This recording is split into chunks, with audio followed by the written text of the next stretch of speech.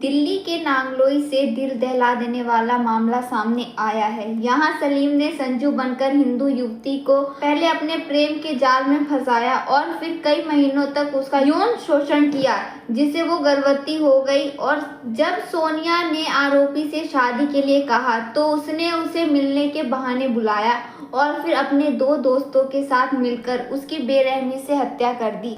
दरअसल हरियाणा का एक सलीम नाम का मुस्लिम लड़का हिंदू लड़का बनकर संजू बनकर दिल्ली की एक लड़की को अपने प्रेम की जाल में फंसाया और उसे गर्भवती किया। और जब वो लड़की गर्भवती हो गई तो वो लड़का इस लड़की के साथ ऐसा हरकत करता है जिससे उस लड़की की दर्दनाक मौत हो गई। दोस्तों, आखिर क्या हुआ था उस रात महिला युवती के साथ? इस खबर में पूरी दुनिया सन्न रह गई है। दोस्तों, फिर से दिल को दहला देने वाला एक सच्ची घटना लेकर आज मैं आपके सामने हाजिर हुई हूँ। और साथ ही अगर आपको हमारी मेहनत पसंद आती है तो चैनल को सब्सक्राइब कर ले और बेल आइकन को प्रेस भी कर लीजिए, क्योंकि ये आपके लिए कुछ सेकंड का काम है, लेकिन इससे हमारी बहुत ही मदद हो जाती है। और साथ में यह भी बताएं कि आप ये कहानी किस जगह से देख रहे हैं। दोस्तों, राजधानी दिल्ली में एक बार फिर निक्की यादव और श्रद्धा वॉकर हत्याकांड जैसे दिल दहला देने वाला मामला सामने आया है। 20 वर्षीय सोनिया अपने माता पिता और बड़े भाई बहन के साथ नांगलो इलाके में रहती थी। करीब 2 साल पहले उसकी मुलाकात संजू उर्फ सलीम नाम के शख्स से हुई थी। सलीम आसपास की फैक्ट्रियों में काम करता था। इस दौरान दोनों में प्रेम संबंध बन गए।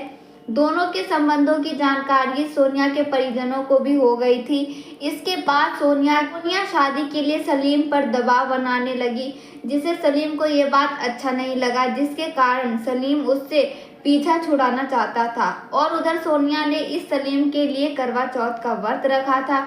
उसने सलीम से कहा कि वो रात का व्रत तोड़ने के लिए घर आएगी और हमेशा के लिए उसके साथ ही रहेगी। ये बात आरोपी सलीम ले गई और सलीम ने पंकज और रोहित के साथ उसकी हत्या की योजना बनाई। पंकज किराए की कार लेकर आया, फिर व्रत तोड़ने के लिए सोनिया को सोमवार के समय 4 बजे अपने घर के बाहर आने के लिए कहा और सलीम ने सोनिया को बताया कि वो चंडीगढ़ में हमेशा के लिए बस जाएंगे। योजना के तहत तीनों आरोपी सोनिया को कार में लेकर रोहतक की तरफ बढ़ने लगे और उस लड़की को लेकर रोहतक के मदीना गांव के पास तो आरोपियों ने युवती की गला घोंटकर हत्या कर दी। इसके बाद खेतों में गड्ढा खोदकर शव को छिपा दिया।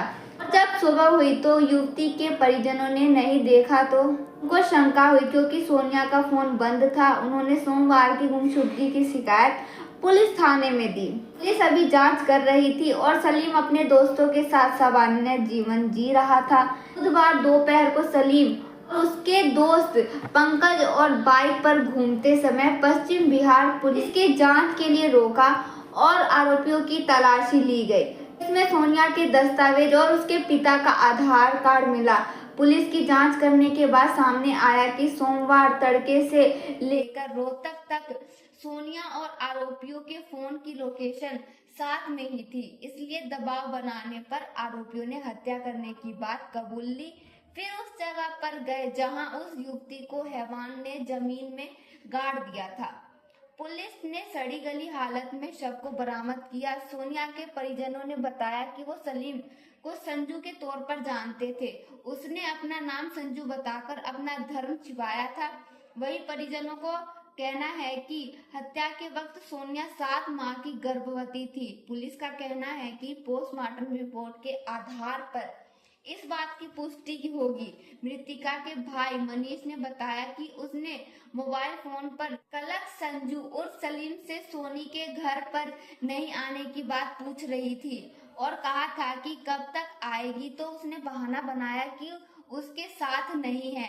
मनीष ने बताया कि पहले हमें नहीं पता था कि संजू मुस्लिम है। सोनिया अब करीब 7 माह की गर्भवती थी। मृतिका के पिता शंकर ने बताया कि वो मूल रूप से बिहार के रहने वाले हैं। पुलिस ने केस दर्ज कर जांच शुरू की।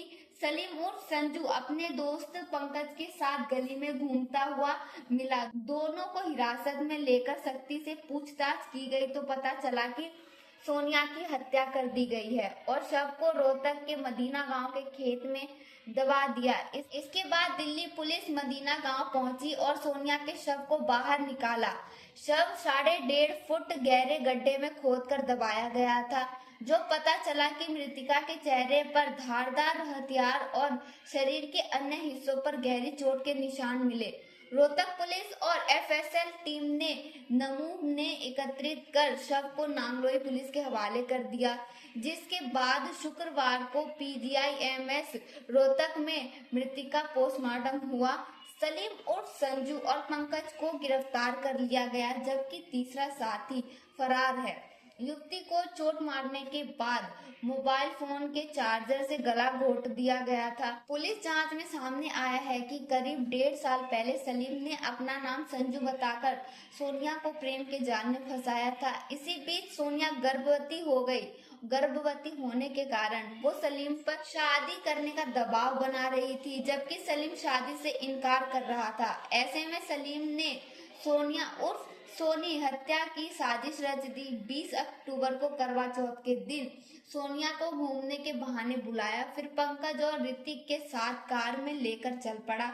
कार में ही सलीम और उसके दोस्तों ने सोनी का गला दबाकर हत्या कर दी। दरअसल सलीम का साथी ऋतिक सोनीपत जिले के गांव कथुरा का रहने वाला और रोहतक के मदीना गांव का भांजा है। सोनी की हत्या कर शव को ठिकाने लगाने के लिए ऋतिक मदीना के सुनसान खेतों में लाया और तीनों ने खेत में गड्ढा खोदकर शव को गाड़ दिया और वापस नांगलोई आ गए। सोनिया के परिवार वाले ने बताया कि वो उससे बेइंतहा मोहब्बत करती थी।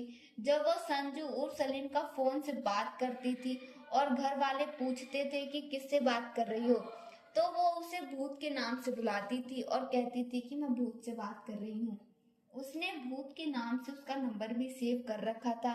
युवती के भाई ने बताया, हम अक्सर उसे कहते थे कि वो लड़का उसके लिए सही नहीं है, लेकिन सोनिया उससे बहुत ही ज्यादा प्यार करती थी।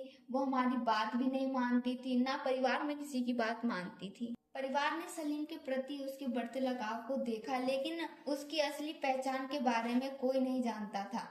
सोनिया के भाई ने यह भी बताया, जब हम उसकी तलाश में निकले तभी हमें पता चला कि उसका असली नाम सलीम है। हमने उसे बार बार समझाया, लेकिन वो उसे शादी के झूठे वादे कर चुका था। बताया जा रहा है कि 7 महीने की गर्भवती सोनिया ने सलीम के लिए करवा चौथ का व्रत भी रखा था। सलीम ने सोनिया से कहा था कि 20 अक्टूबर को उसके लिए व्रत रखे। वो दोनों उस शाम शादी करेंगे और साथ में उसका व्रत खोलेंगे। वो बड़ी उम्मीद के साथ घर से निकली थी, लेकिन कभी वापस नहीं लौट पाई। शादी के बहाने सलीम ने सोनिया को अपने 2 दोस्तों ऋतिक और पंकज के साथ कार में बिठाया और कहा कि वो शादी की रस्में निभाने जा रहे हैं, लेकिन इसके बजाय उन्होंने सोनिया का गला दबाकर हत्या कर दी। इंस्टाग्राम के जरिए उसने यह सब अपनी असली पहचान छुपाई और जानबूझकर हिंदू लड़कियों को अपने प्यार के जाल में फंसाया। उसकी कई तस्वीरों में उसे हिंदू संस्कृति से जुड़े प्रतीक जैसे कड़ा और तिलक पहने हुए भी देखा गया। दोस्तों, इस घटना को सुनाने का उद्देश्य किसी का दिल दुखाना नहीं है, किसी को परेशान करना नहीं, बल्कि आपको जागरूक करना है, आपको सचेत करना है। दोस्तों, इस पूरी घटना के बारे में आपकी क्या राय है, आप कमेंट में जरूर बताएं। और हमारी मेहनत अगर आपको पसंद आई हो तो वीडियो को लाइक करते हुए शेयर भी करें। अगर आपने अब तक चैनल को सब्सक्राइब नहीं किया तो सब्सक्राइब भी कर ले और इसी तरह बने रहिए हमारे यूट्यूब चैनल खुफिया क्राइम अलर्ट पर। तब तक के लिए धन्यवाद।